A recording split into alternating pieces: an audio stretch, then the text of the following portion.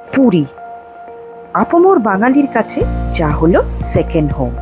তবে পুরী মানে কি শুধুই শ্রী শ্রী জগন্নাথ দেবের মন্দির আর সি বিচ? না, চলুন আমি অনন্যা আপনাদেরকে দেখাবো আমার চ্যানেল অনন্যাস ওয়ার্ল্ডে পুরীর কাছে কিছু অফবিট ডেস্টিনেশন। সঙ্গে থাকুন। 13ই মার্চ 2024 সকাল 5টার সময় আমরা আমাদের কলকাতার বাড়ি থেকে গাড়ি করে রওনা দিয়ে দিয়েছিলাম পুরীর উদ্দেশ্যে। কলকাতা থেকে পুরীর দূরত্ব মোটামুটি গাড়িতে 500 কিলোমিটারের মতন। সুতরাং আপনার কলকাতা থেকে পুরী পৌঁছতে সময় লাগবে 8 থেকে 10 ঘন্টার মধ্যে। ডিপেন্ড করবে আপনি কত স্পিডে চালাচ্ছেন এবং রাস্তায় ট্রাফিক কেমন আছে। কলকাতা থেকে পুরীর রাস্তা মোটামুটিভাবে 80%ই খুব ভালো। তবে বাকি 20%-এ যেটা ডাইভারশন আছে সেটা আপনার বালাসোর অবধি মোটামুটিভাবে দেখা যায়। ভুবনেশ্বরের পর থেকে কিন্তু রাস্তা একেবারে মাখন। আর হ্যাঁ, রাস্তা ভালো বলে খুব জোরে চালাতে যাবেন না, কারণ উড়িষ্যার বিভিন্ন জায়গায় স্পিড ক্যামেরা বসানো আছে এবং তারা কিন্তু হিউজলি গাড়িদের ফাইন করে। সুতরাং স্পিড লিমিট দেখে তবে গাড়ি স্পিড কন্ট্রোলে রাখবেন।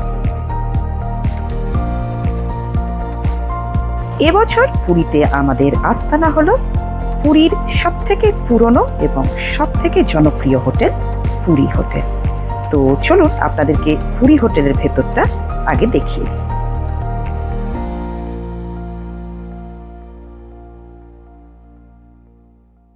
পুরী হোটেলে মোট 3টে বিল্ডিং আছে। একটা 7 তলা, মাঝখানে বিল্ডিংটা 3 তলা, আর ওই সাইডের বিল্ডিংটা 4 তলা। 70 থেকে 80% রুম কিন্তু এই 7 তলা বিল্ডিংয়েই অবস্থিত। এই বিল্ডিংয়ে লিফট আছে এবং এই প্রত্যেকটা তলায় দুদিকে ঘর আছে। সামনের দিকেরগুলো সি ফেসিং আর পেছন দিকেরগুলো মন্দির ফেসিং। তবে হ্যাঁ, সি ফেসিং রুম মানে সামনের দিকের রুমগুলো কিন্তু সবই নন এসি। এসি রুম নিতে গেলে আপনাদেরকে মন্দির ফেসিং বা পেছনের দিকের রুম নিতে হবে। তো আমাদের রুমটা যেহেতু সি ফেসিং ছিল তাই স্বাভাবিকভাবেই নন এসি রুম ছিল। তো চলুন আপনাদেরকে রুমের ভেতরটা একবার দেখিয়ে দিই। তো আমাদের ছিল 3 বেডেড রুম। তো দেখতেই পাচ্ছেন একটা বড় ডাবল বেড আর একটা সিঙ্গেল বেড খাট, ওয়ার্ড্রোব, টিভি প্রভৃতি সবই ছিল। আর হ্যাঁ, এই রুমের যেটা মূল আকর্ষণ সেটা হলো এই birds eye view of Puri sea beach. আপনারা হয়তো অন্য হোটেলে গিয়ে better service, better room quality পেতে পারেন, তবে এই ভিউটা কিন্তু এই হোটেলের স্পেশালিটি, যেটা আশা করি অন্য কোনো হোটেল থেকে আপনি পাবেন না। এই হলো পুরী হোটেলের আমাদের রুমের বাথরুম। এমনি পরিষ্কার, তবে যেটা মনে হলো সেটা হচ্ছে মেইনটেনেন্সের কিন্তু বড়ই অভাব, সেটা বাথরুমই বলুন বা রুমই বলুন। তবে শুনলাম এই হোটেলে এখন রেনোভেশন করা হচ্ছে। তবে এই সব খামতিগুলোই হয়তো ফিকে হয়ে যাবে যখন আপনি পুরী হোটেলের এই বারান্দায় বসে উপভোগ করবেন সমুদ্রের হাওয়া আর এই চারিদিকের 180 ডিগ্রি ভিউ। এবারে চলুন আপনাদেরকে দেখিয়ে দিই পুরী হোটেলের রিসেপশন আর লাউঞ্জ এরিয়া। এটা একদম রাস্তার সামনে একটা ছোট বারান্দা মতন করা আছে, আর এই হলো পুরী হোটেলের রিসেপশন, যেখানে এসে আপনি আপনার ফার্স্ট চেক ইন কমপ্লিট করে নেবেন। এই রিসেপশনের মধ্যে দিয়েই আপনার চলে যেতে হবে রেস্টুরেন্টের দিকে, কারণ রেস্টুরেন্টটা এখন রেনোভেট করে এই বিল্ডিংয়ের দোতলায় বানানো হয়েছে। আর এই হলো পুরী হোটেলের নিউলি রেনোভেটেড এসি রেস্টুরেন্ট। রেস্টুরেন্টটা ঝাঁ চকচকে করলেও খাবারের মান কিন্তু বিশেষ ভালো লাগলো না আমাদের। তাই পুরী হোটেলকে অনুরোধ এই খাবারের টেস্টের দিকে যেন আর একটু নজর দেয়। আগের দিন রাতে পুরী হোটেলের ডিনার খেয়ে যেহেতু খুব একটা ভালো লাগলো না, তাই আমরা ডিসাইড করলাম পরের দিন লাঞ্চটা আমরা করে নেব সপ্তপদী রেস্টুরেন্টে, যা পুরী হোটেলের থেকে একদমই কাছে। বাইরের অ্যাস্থেটিক্স থেকে আরম্ভ করে ভেতরের ডেকোরেশন সবই বেশ নজর কাড়ল আমাদের, এবং আমরা ঢুকেই প্রথমে খাবারের অর্ডার করে দিলাম, কারণ দেখলাম বেশ ভালোই রাশ রয়েছে। এই হলো সপ্তপদী রেস্টুরেন্টের বেশ ইন্টারেস্টিংলি ডেকোরেটেড মেনু কার্ড। আপনারা যারা অথেন্টিক বেঙ্গলি কুইজিন ট্রাই করতে চান তারা অবশ্যই চলে আসতে পারেন সপ্তপদী রেস্টুরেন্টে।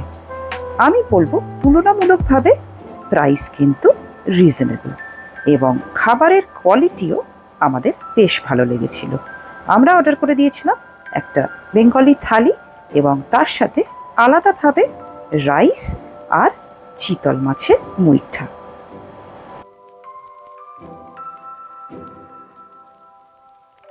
সেদিন সন্ধেবেলাটা শরবতদারে কিছুক্ষণ সময় কাটিয়ে আমরা ডিনার করে সেদিনকার মতো দিন শেষ করে দিলাম। পরের দিন সকালে ব্রেকফাস্ট করে আমরা রওনা দিয়ে দিলাম পুরীর সাইট সিইং এর উদ্দেশ্যে। আর হ্যাঁ, যেরকম বলেছিলাম এবারে আমাদের সাইট সিইং কিন্তু হবে সবই অফবিট। তো সুতরাং আমরা ফার্স্ট লোকেশনে চলে যাচ্ছি, যার নাম হলো ঝুমুকা ড্যাম বা রিজার্ভার। এটি পুরী থেকে 80 কিলোমিটার দূরে অবস্থিত। ভুবনেশ্বরের ওপর দিয়েই আপনাকে এই জায়গায় পৌঁছতে হবে এবং সময় লাগবে পুরী থেকে মোটামুটিভাবে 2 ঘন্টার মতো। আর এই হলো আমাদের ফার্স্ট লোকেশন, ঝুমুকা ড্যাম। এই ঝুমুকা ড্যাম বা রিজার্ভার তৈরি করা হয়েছিল 1973 সালে। এই ড্যামটি উড়িষ্যার খড়দা জেলার চন্দকা ফরেস্ট রেঞ্জের অন্তর্গত। এই ড্যামের নামকরণ করা হয়েছে অবশ্যই ঝুমুকা নদী থেকে, যা হলো কুয়াখাই নদীর একটি শাখা নদী। যেহেতু এই জায়গাটা ভুবনেশ্বর থেকে 27 কিলোমিটার এবং কটক থেকে 30 কিলোমিটার দূরে অবস্থিত, তাই এই ঝুমুকা ড্যাম এই লোকালাইটসদের জন্য একটি খুব ফেমাস পিকনিক স্পট। তো যাই হোক, আমরা ঝুমুকা ড্যাম দেখে আমাদের নেক্সট সাইট সিইং স্পটের উদ্দেশ্যে রওনা দিলাম, যা হলো দেরাস ড্যাম এবং দেরাস বোটিং কমপ্লেক্স। বাট গিয়ে একটু হতাশই হলাম, কারণ জানতে পারলাম যে এই বোটিং কমপ্লেক্স 5:30টায় বন্ধ হয়ে যায় এবং আমরা পৌঁছেছিলাম ঠিক 5 মিনিট লেটে। কিছু না দেখে ফিরে আসতে মন করছিল না, তাই আমরা তখনই ডিসাইড করলাম যে আমরা আর একটা অফবিট লোকেশনে ভিজিট করতেই পারি। এবং এই লোকেশনটা আমরা অনেকেই হয়তো সোশ্যাল মিডিয়ার দৌলতে বেশ কয়েকবার শুনেছি। এই জায়গাটা ফেমাসলি বলা হয় গ্রিন লেক। কেন গ্রিন লেক, কোথায় এই জায়গাটা, আসুন আপনাদেরকে দেখাই। এই তাপাং গ্রিন লেক খড়দা জেলার নিজিগড় অঞ্চলের অন্তর্গত। এটি কিন্তু কোনো ন্যাচারাল লেক নয়, আশপাশের খাদান থেকে পাথর ভেঙে নেওয়ার ফলে তৈরি হয়েছে এই ম্যানমেড লেক। এবং এই লেকের আরেক নাম হলো বাড়া সাউলি মুন্ডিয়া বা Odisha canyon lake.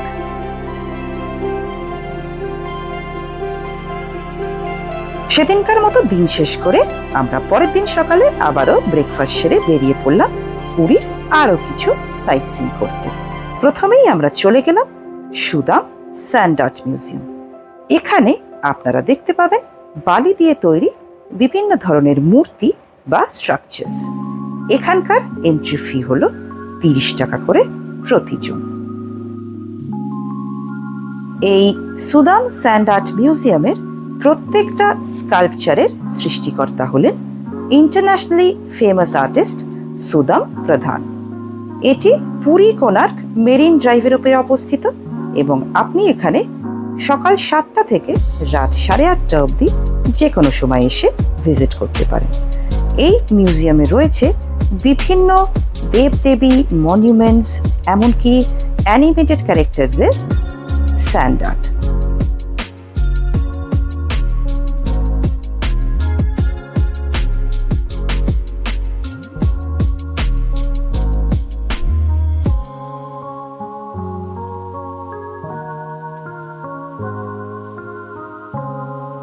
Sudam sand art museum দেখে আমরা রওনা দিয়ে দিলাম আমাদের আজকের দিনের second sightseeing spot Ramchandi beach. এটাও এই পুরী কোনার্ক মেরিন ড্রাইভের ওপরেই অবস্থিত এবং এটিকে বলতে পারেন আর একটা of bitch sea beach near Puri. চলুন আপনাদেরকে দেখাই।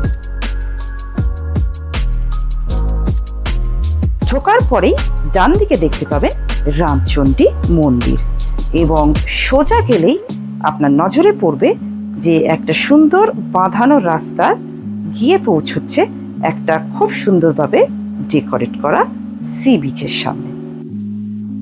এই রামচণ্ডী বিচে রয়েছে বিভিন্ন ধরনের বোটিং এর সুবিধা, তো আপনারা যারা এখানে আসবেন তারা কিন্তু এই সার্ভিসটা নিতেই পারেন। এই হলো সেই সব সার্ভিসের রেট চার্ট।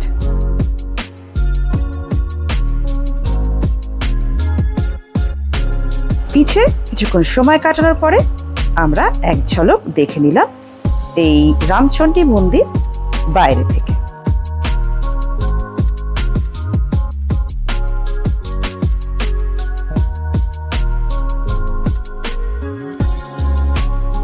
রামচণ্ডী বিচ দেখে আমরা বেরিয়ে পড়লাম আমাদের আজকের দিনের শেষ সাইট সিইং স্পট চন্দ্রভাগা বিচের উদ্দেশ্যে। বলে রাখি এই বিচটাও কিন্তু ওই সেম পুরী কোনার্ক মেরিন ড্রাইভের ওপরেই অবস্থিত। এই চন্দ্রভাগা বিচ কোনার্ক সান টেম্পলের খুবই কাছে রয়েছে একটি সুবিশাল পার্কিং এবং কিছু দোকানও, তাই আপনারা এখানে এসে সময় কাটানোর সাথে সাথে কিছু শপিংও করতে পারেন। বসন্তের এই পরন্ত বিকেলে বেশ সুন্দর লাগছিল এই চন্দ্রভাগা বিচ।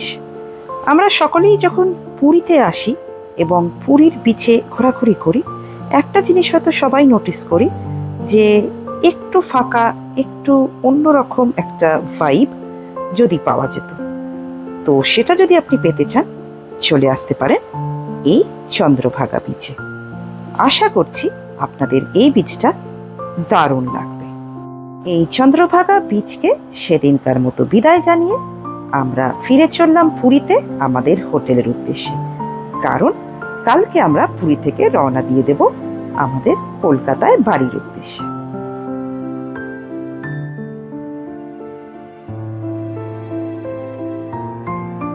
পরের দিন সকালে ব্যাগপত্র গুছিয়ে আমরা পুরী হোটেল থেকে চেক আউট করে রওনা দিয়ে দিলাম কলকাতার উদ্দেশ্যে এবং পথে দেখে নিলাম বালাসোরের কাছে ইমামি জগন্নাথ টেম্পল। আপনারা যারা পুরীর জগন্নাথ টেম্পল দর্শন করেছেন এবং যারা করেননি, উভয়কেই একবার অনুরোধ করছি যে এই বালাসোরের ইমামি জগন্নাথ টেম্পল পারলে একবার ঘুরে যাবেন। অসম্ভব সুন্দর একটা মন্দির চত্বর, যার মন্দির হচ্ছে বানানো জগন্নাথ মন্দির এবং কোনারক সান টেম্পলের আদলে। এছাড়াও রয়েছে আরো বিভিন্ন দেবদেবীর মন্দির।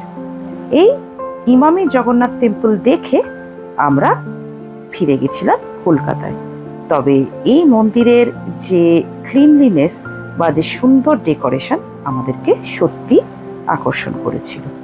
তো চলুন বন্ধুরা, আমার এই ভিডিও এখানেই শেষ করব। আবার দেখা হবে নতুন কোনো ডেস্টিনেশনের নতুন কোনো গল্প নিয়ে নতুন কোনো ভিডিওতে। সো টিল দেন ভালো থাকবেন, সুস্থ থাকবেন। Bye bye.